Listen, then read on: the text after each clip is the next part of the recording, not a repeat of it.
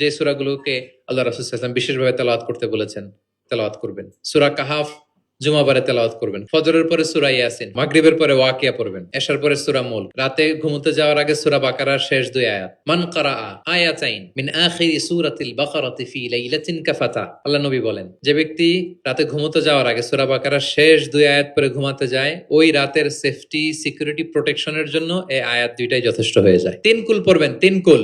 কুল হুয়াল্লাহু আহাদ, কুল আউযু বিরাব্বিল ফালাক, কুল আউযু বিরাব্বিন নাস। 3 কুল পড়বেন ফজরের পরে, মাগরিবের পরে, বিছানায় ঘুমোতে যাওয়ার আগে। আল্লাহ রাসূল সাল্লাল্লাহু আলাইহি ওয়াসাল্লাম এগুলো পরে হাতে ফু দিতেন, লম্বা একটা ফু দিয়ে সারা শরীরে এরকম মেসেজ করতেন, মাস্তাতা, যতটুকু সম্ভব হয়। তাহলে এটা special protection from your Lord.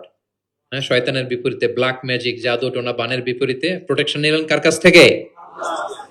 এই ওজিফাগুলো পালন করবেন। যদি করেন, আপনার জীবন প্রশান্তিময় হবে, আপনার জীবনের সব হতাশা দূর হবে, ডিপ্রেশন দূর হবে, আসমানি প্রশান্তি নেমে আসবে ইনশাআল্লাহ। আল্লাহ তাআলা আমাদের সবাইকে কথাগুলো বোঝার ও আমল করার তৌফিক দান করুক। আমরা পড়ি আমিন।